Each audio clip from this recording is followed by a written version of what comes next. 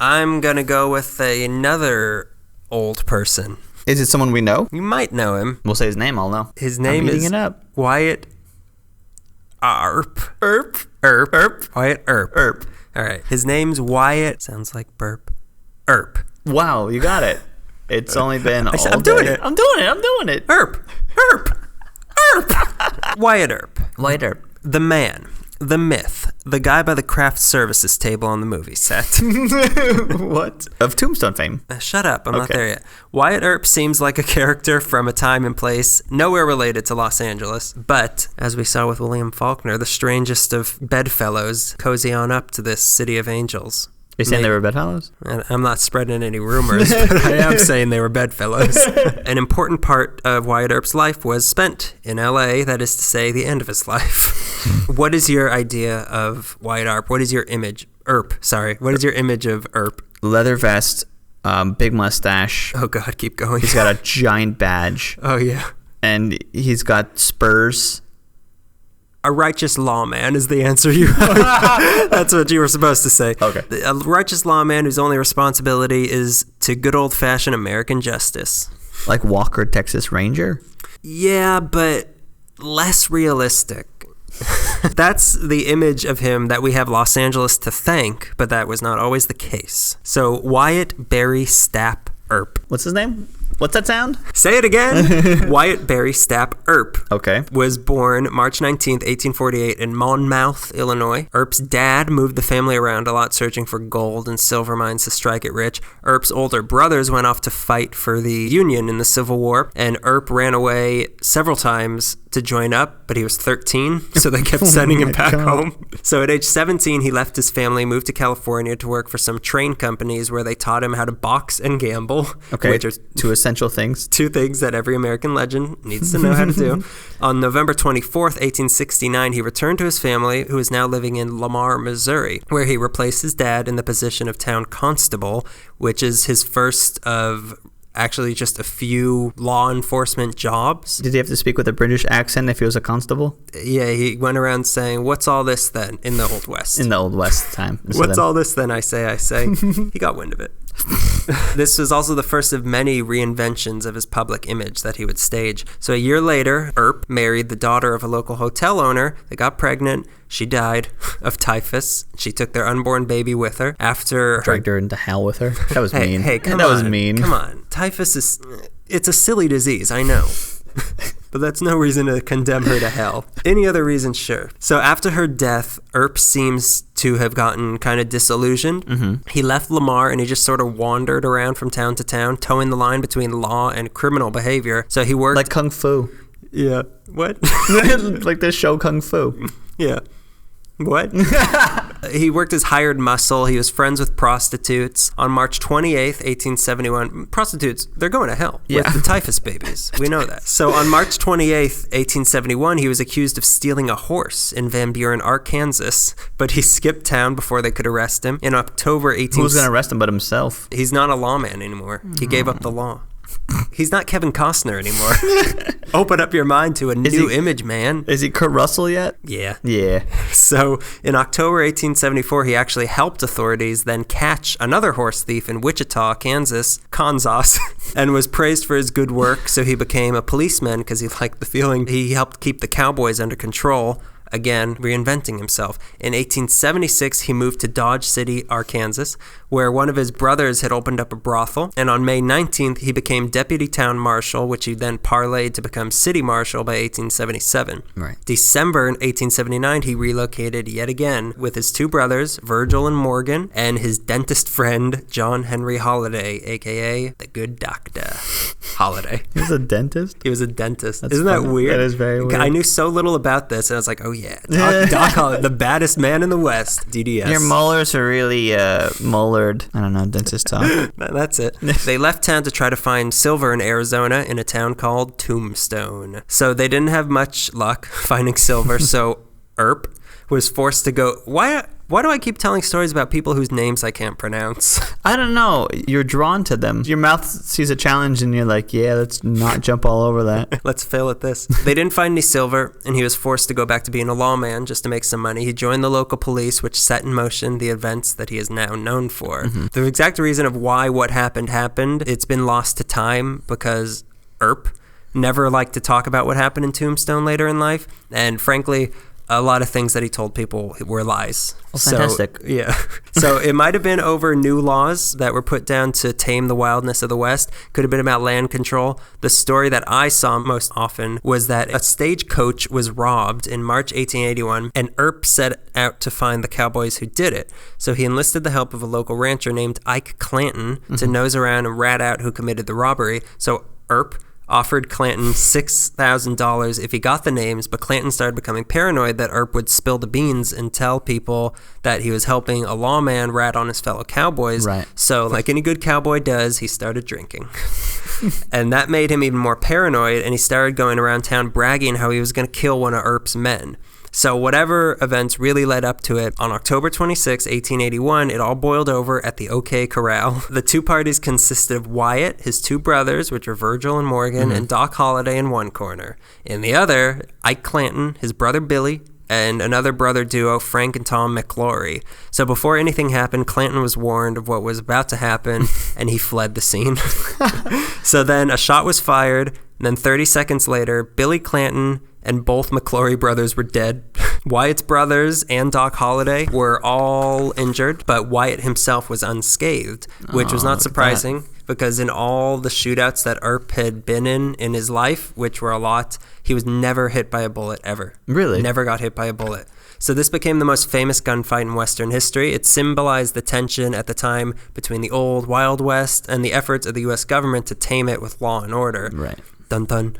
At the time, though, the people of Tombstone didn't see what happened as the noble event that you now see it. What they saw it as was a cop who went nuts and killed a bunch of their townsfolk. So on October 29th, 1881, Ike Clanton filed murder charges against Earp and Holliday, and they were arrested, put in jail for 16 days, but they eventually went to trial on November 29th, 1881, but they were acquitted because they were seen by the judge as acting within their capacities as lawmen. But that didn't stop the town of Tombstone from hating them, most of all Ike Clanton. So he wanted revenge for his brothers. Yeah. So on December 28th, 1881, some hired goon ambushed Virgil Earp with a shotgun on his way home from a saloon, and he shot him. But he survived, but he lost the use of his left arm for the rest of his life. Right. Then Clanton struck again March 18th, 1822, when Wyatt and his other brother Morgan were playing pool, and then two shots came out of nowhere, and Morgan was dead.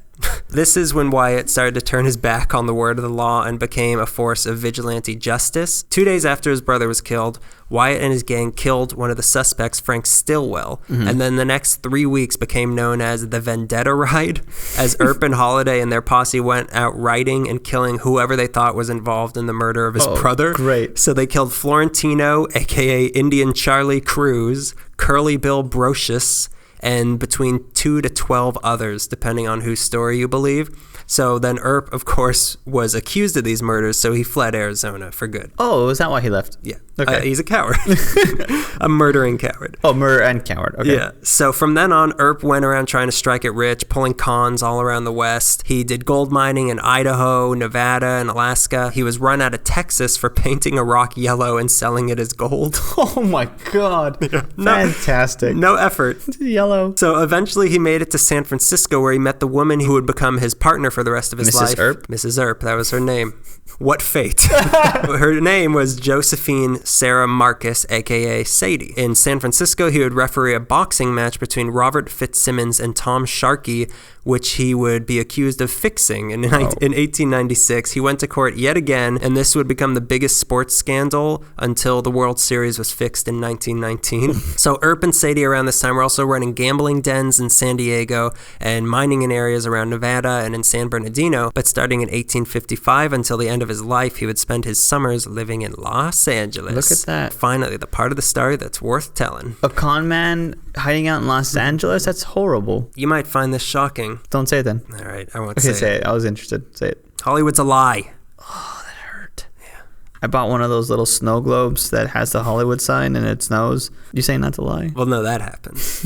Refer to episode, whatever that is. Refer to episode. Just listen to the monster one again. You'll get it. The Earps lived in at least 9 different places around LA. I can confirm that in 1920 they lived at 4021 Pasadena Avenue, kind of near Dodger Stadium. Oh, really? So Sadie came from a very well-off family, so they mostly lived off the money her parents would send to them, but they still managed to be seen around town. The two of them, they would have dinners at what was once a swanky hangout spot for the rich and powerful, and that is now Exposition Park. Oh, wow. So they dine with the likes of Elias Jackson, Lucky Baldwin. If that name sounds familiar, it shouldn't. There was a Lucky Baldwin we've talked about before. Refer to episode blank. It's not the Lucky Baldwin who ran the failed dairy in the cursed Griffith Park, but it is the Baldwin of Baldwin Park. Oh, okay. So they would hang out with him. They had a dog named Earpy. Are you sure it's not Arpy? Harpy, the dog. Harpy, the dog. So he even went native. He learned how to drive at age 70, which led to him being involved in some sort of road rage incident, which I could not get details on, and then a trip through the desert where he shot a bull for headbutting his car. Okay. Well, that's... He asked for his insurance, couldn't provide it. So he shot him. Vigilante justice. Also, when you said that there was a road rage incident, I just imagined he crashed his car into a horse. A horse was going mad. So there were several occasions where Earp was enlisted to help out the LA government when it was in need. In 1909, a bank owned by a man named Isaiah W. Hellman was beset by a mob of people who wanted to withdraw all their money because the rumor was that the bank didn't have any money left. Problem was, rumor was true. So the bank didn't have any money to give back to them, which would have destroyed the bank if the people asked for it and done a lot of harm to the city. You might remember a similar thing happening in It's a Wonderful Life. The mayor hired Earp, who showed up at the bank in a stagecoach filled with sacks filled with iron that he told everybody was $1 million worth of gold. So he settled everyone's fear that the bank had no money, which it didn't. Liar. Yeah. Con man. A con man for the greater good, though. So the the interesting connection here, though, Hellman, whose bank it was, worked together with William Workman, who was the guy that bought the San Gabriel Mission in 1846 and owned the Workman Bank that Tiburcio Vasquez robbed. Wow. And even weirder, Hellman himself later actually bought Repetto Ranch, where the whole Tiburcio Vasquez thing happened. Connections. Earp even went to work for the LA Philharmonic. He could play a beautiful oboe, the instrument of the Wild West. So he was working for the LAPD. Really? Yeah. So the police department. Oh, that's what that means? Oh, I got it all wrong. I thought it was the Pancake District. So some people question these stories, but all signs point to them being true. The only problem is that there's no concrete records from the LAPD because they threw all their old files out a long time ago. So in those days, and only in those days, the LAPD wasn't above behaving outside the law. They're good now. They're good. They're solid individuals. Yeah. Every single one of those crazy people. All right, we said it. You guys can leave.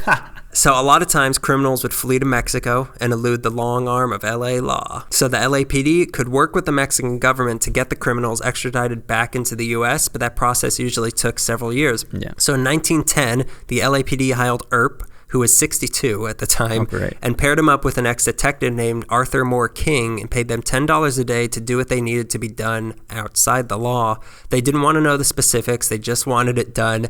I wanted to know the specifics. So the typical sort of thing that would happen would be a drug dealer or a rapist would flee to Mexico. Earp and his deputy, who was King, would then... His deputy was King. They would then go to Mexico disguised as minors and track the guy until they found him. Then they would handcuff him, drag him to the border. Then Earp would cross into the U.S. while King stayed on the Mexico side with this criminal. He would take off the handcuffs, push the guy across the border, and then Earp would grab him and officially arrest him under U.S. law. Wow. And then they'd drag him back to L.A. and give him to the LAPD. And then Earp and King would go celebrate by drinking up and down Spring Street. There's a lot of alcohol involved in these stories. This could have easily been a show. His biggest job came when Police Commissioner H.L. Lewis had Earp head a posse to protect some surveyors from the American Ioma Company that were going to the Death Valley area. Oh, boy. Trying to find Faulkner. Bring him to me. What does this book mean? I don't know. I just want to go around all these salt licks. So they went to to Death Valley to stake some claims. So a confrontation did come, but it was settled when Earp shot a Winchester rifle at the feet of the claim jumpers and said, "Back off or I'll blow you apart, or my name is not Wyatt Earp." And then there was no bloodshed, but this was Earp's last armed confrontation. He was 64 at the time. All he had to do was shout his name. Yeah. This last one. And shoot at their feet. Oh, that's also blow their shins off. So Earp even got up to his usual self on the wrong side of the law in LA as well. In 1911, Earp had some sort of con running with some high rollers at the Auditorium Hotel, which was on the northwest corner of 5th and Olive across from Pershing Square. Yeah. It's now the gas company tower. Okay. But at the time, it was an extremely high-class hotel. He planned to work with a guy to con a few others out of several $1,000s in a game of Pharaoh. But the guy, he doesn't know how pharaohs speak. That's why the con didn't work. But the guy he was working with didn't want to be part of it, so he tipped off the LAPD, and on July 21st, the day the game was going to take place, the LAPD sent out their bunco squad to raid the hotel room, and they arrested the men. Earp gave his name as W.W. Stapp, but that alias did not hold up for very long, especially since they worked with the guy. What's the W stand for? William. What's the other W stand for? Wyatt. William. W stands for Wyatt. The other W stands for Earp, but the W is silent. The problem was the police had raided the place before the game started, so the con never actually took place, so they had no case. So all they could do was hold him for a $500 bail. Pull the boner. Yep. LAPD pull the boner. Yet again, the bunco squad, bunco. Boner squad, more like it. Earp maintained that it was just an accident that he was there. Mm-hmm. The story was in the LA Times and the Examiner. The Herald, though, which was more sensational, put it on their front page. Oh, cool. So LA was a place where a lot of Old West guys would come to live out their old age, and many of them were drawn to the newly born film industry, Earp included. Earp loved movies, which is very weird to think about. He would go all around town to see as many as he could. Most likely, many of them he watched in the downtown theater district. Refer to episode Monsters.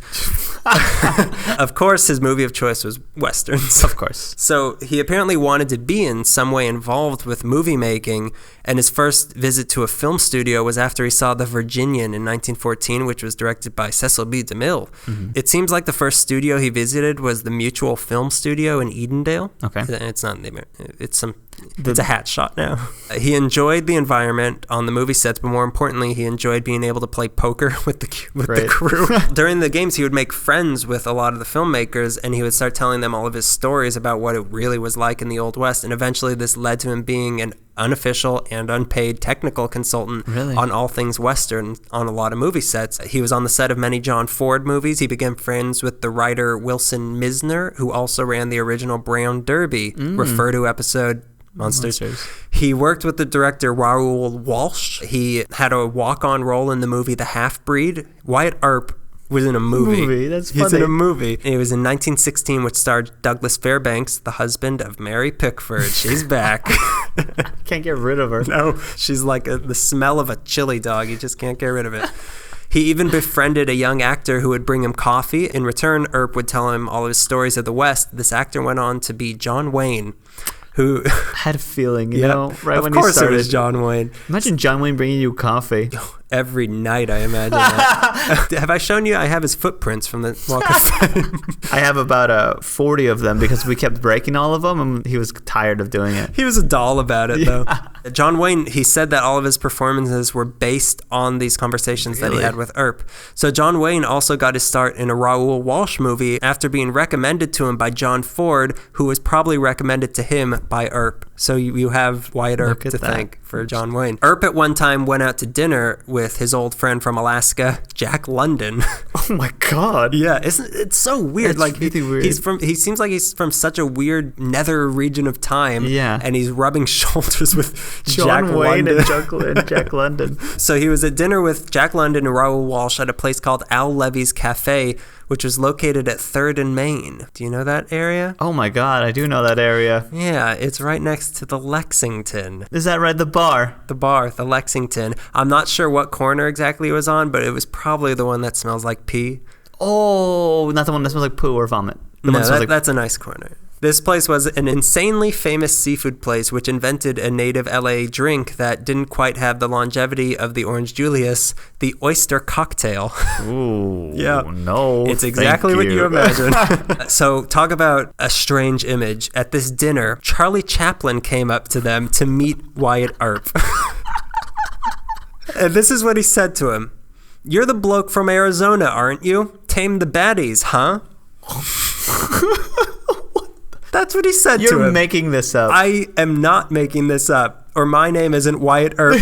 My name isn't WW Stapp. So this encounter partly inspired the movie Sunset in 1988, which was about Wyatt Earp and Tom Mix solving a murder at the Oscars. That brings me to Tom Mix, who was a Western movie maker who made very flashy but simplified and not very accurate portrayals of the West. But he still became one of Earp's closest friends. So they were seen out together at places like Musso and Frank's. Imagine Wyatt Earp sitting in Musso and Frank's with his iPhone. His best friend and closest ally, however, was William S. Hart, who was a very big silent movie star that played a lot of cowboy types. Now, Earp may have been a big shot around movie sets, but the newspapers in LA were always... You call them Arp. Sorry. Let's start from the beginning. So Wyatt Burp, there were a lot of articles published about him that were very disparaging in a lot of the newspapers. But what bothered Earp most was how inaccurate most of the articles were. Yeah. So like any good senior citizen, he spent a lot of his time sending letters to the editor to try to correct those claims that they were making about him. Imagine another letter from Wyatt Earp. He says his hat wasn't pink. Some articles said that he had been killed. One article claimed that he had been beaten up in Dawson City, Canada, by a Canadian Mountie who was a little person. Is that right? A very outrageous story. Finally, the LA Times ran an article on March 12th, 1922, written by J.M. Scanlon, that was so false and ridiculous that it made Earp decide that he wanted to publicly set the record straight. So Earp had seen the power of this new thing that was movies, and he saw how effectively it could control people's emotions and their perceptions of things. So he saw that it was time to reinvent himself one last time and secure his legacy. He put on the old badge one last time. And he shot the head of Foxville. Gunfight at the So-So Corral. So he wrote a letter to his friend Hart saying that many wrong impressions of the early days of Tombstone and myself have been created. I am not going to live to the age of Methuselah, and any wrong impression I want to make right before I go away. The screen could do all this. He saw what movies could do. Yeah. Everybody in these stories have movies. They all come to LA for movies and justice. Because they're cowards and they cause a lot of trouble all over the continental United States. Because they're not welcome in Arizona. So Earp set about orchestrating a movie that Hart would direct and would star Tom Mix as Earp and would portray him in a very flattering way. It seems like Earp even wrote a screenplay. Imagine that. He goes to a Starbucks. What's another word for gunshot? I said it too much on this page. Is it right to use italics in dialogue? Anybody? A movie never materialized, so instead Earp got his personal secretary, who is a former mining engineer named John H. Flood Jr., to write his biography. Who better to write a biography than a former mining engineer? So Earp gave a very sanitized and one-sided version of his story, but Flood obviously had no previous writing experience, so they sent the manuscript to the Saturday Evening Post in early 1926 to be published as a serial, but it was so poorly written that they and many other publications hated it and they rejected it. So then a writer named Walter Noble Burns was willing to write his own biography on Earp, but he said, no, we already have one. No, thank you. Oh my God. And then Burns went on to write like the seminal biographies on basically everybody else in the Old West. And then Earp paired up with a writer and former press secretary for Teddy Roosevelt from San Diego named Stuart Lake. Earp would tell Lake his story in the backyard of their final LA home, which was at 4004 West 17th Street in Arlington Heights. Earp died January 13th, 1925 in this house. He was 80 years old. He had chronic cystis, which might have been caused by prostate cancer. Right. His last words were, suppose. Still dreaming. Suppose I just killed one more innocent man. One last game of Pharaoh. So his last public appearance had been to vote in the 1928 election, where he voted Democrat after being a lifelong Republican because Al Smith said he would repeal prohibition. Mix and Hart were pallbearers at Earp's funeral. He died very poor, as both he and Sadie were addicted to gambling. Sadie, she loved Earp. She was very protective of his image. She was not at his funeral. Couldn't make it. A little busy. I'm hot. The cards just keep coming in my favor. I'm not gonna give this seat up to anybody. Yeah, she couldn't leave Pachanga. She died in 1944 at 1812 West 48th Street in South LA. They're both buried in Colma, California, at the Hills of Eternity Memorial Park, which is a Jewish cemetery because Sadie was Jewish, and the rumor is that Earp actually converted to Judaism at some point, which is my hero. All's forgiven. Their house is on the site of what was once Mount Vernon Junior High, which in the 1990s they wanted to rename after Earp because he lived there, but they decided to name it after one of their former students, which is why it's now called Johnny Cochran Middle School. Another great lawman. So ridiculous. So when the school was built, though, the actual house was moved across the street, so the house itself is still around. Okay. So Earp wanted to die being seen as a romantic hero, but in reality, he died being more famous as the guy that rigged that boxing match rather than for the OK Corral. But that changed when, after his death, Stuart Lake published the biography that he had written, Wyatt Earp, Frontier Marshal, which was very sanitized, but it came out at a time when the country was going through the Depression, and there was so much gang violence that they wanted an idealized, like, invincible Western lawman. So it became a huge hit. Then in 1932, Lake sold the book rights to Fox, and the movies about Earp started pouring out. So throughout the years, he's been played in movies by people like Henry Fonda, Jimmy Stewart, Burt Lancaster, Kevin Costner, Kurt Russell. So there was even a TV show on ABC from 1955 to 1961 that was called The Life and Legend of Wyatt Earp. So he did become a legend, after all, until the 60s, when a guy named Frank Waters published a book called The Earp Brothers of Tombstone, which debunked this infallible image of Earp that Lake had set up. But that book then itself got debunked a few years later. The Bunko Squad. Debunko Squad. So that caused the public perception of Earp to get a little confused and ambiguous, and it became kind of hard to tangle the truth from the legend. At different times, a righteous man of the law. The next day, he'd be a con man. He's seen as a hero of the West, but at the same time, he was a gambler at heart. He might have even been a pimp. Whatever he was and is now, he was an early prototype for how Hollywood and the media in general nowadays could control who the world saw as a hero and who was a villain, something that we saw recently explored in Gone Girl. That's right. So this became Hollywood's specialty for a long, long time. Earp, in his days, made a lot of wild claims, like that he had killed Johnny Ringo, who is not the last Ringo I'll be talking about tonight, which probably wasn't true, but that sort of stuff is still going on today with, like, the American Sniper guy who had a similarly controversial life, and now he's being portrayed a certain way, sort of as a hero by Hollywood. So this tradition that was tested out with Wyatt Earp is still going strong today in town. So what LA made up Earp to stand for, vigilante justice and going across borders, usually illegally, to get whatever needed to be done. Some people say also that set the stage for where the entire U.S. is now, with, like, its tendency to go into countries it has no jurisdiction in to exact justice and to otherwise go around the law to get what needs to be done. But this is L.A. Meekly, not us Meekly. So that's it for Wyatt Earp.